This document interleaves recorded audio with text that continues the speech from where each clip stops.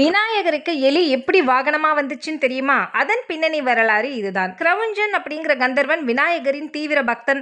அவன் விநாயகரை நினைக்காத நேரமே இல்ல. ஒரு நாள் கிரவுஞ்சன் தன் தேர்ல வானத்துல பறந்து போயிட்டு இருக்கான். அவன் இமயமலை பகுதியில் அழகை ரசிச்சபடி வான்வழியே போயிட்டு இருக்கான். அப்ப அங்க ஒரு பூந்தோட்டம் அவனுடைய மனசை கவருது. அங்க மிக அழகான ஒரு பெண் அவனுடைய மனசை கவர்ந்து இழுக்கிறாங்க. அதனால வானத்துல இருந்த கந்தர்வன் இப்ப கீழே இறங்கி வர்றான். அந்த பெண் கிட்ட பேசி தன்னை கல்யாணம் பண்ணிக்கணும்னு தொந்தரவு பண்றான். ஆனா அந்த பெண்ணோ ஒரு முனிவரின் மனைவி, அதாவது சௌபரி எனும் முனிவரின் மனைவி தான் அந்த அழகிய பெண் மனோரமை. அந்த பெண் கிரவுஞ்சன் கிட்ட அவன் எண்ணத்தை மாத்திக்க சொல்றாங்க.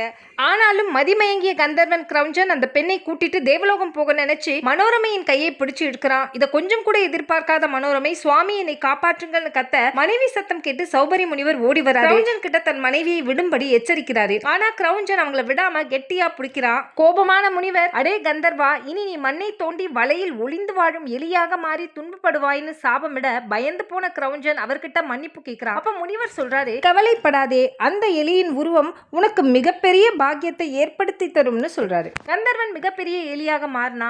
அந்த எலி காட்டுக்குள்ள போய் பல இடங்களை தோண்டி நாசப்படுத்துது. ஒவ்வொரு இடமா மாறி மாறி தோண்டிக்கிட்டே போன எலி கடைசியில பராசர முனிவரின் ஆசிரமத்துக்கு போகுது. அங்க ஒரு வலை தோண்டி அங்கேயே தங்குது. அங்கிருந்த மரங்களோட வேர்களை கடித்து கடித்து மரங்களை வேரோட பிடுங்குது. அந்த நேரத்துல அபிநந்தன் எனும் அரசன் பெரிய யாகம் ஒண்ணு நடத்துறாரு. இந்த வேள்வி முழுமையாக நடந்து முடிஞ்சா இந்திரன் பதவிக்கு ஆபத்து வந்துரும் நினைச்ச இந்திரன் காலநேமி அப்படிங்கிற அசுரனை அனுப்பி அந்த யாகத்தை செய்ய விடாம தொல்லை கொடுக்க சொல்றாரு.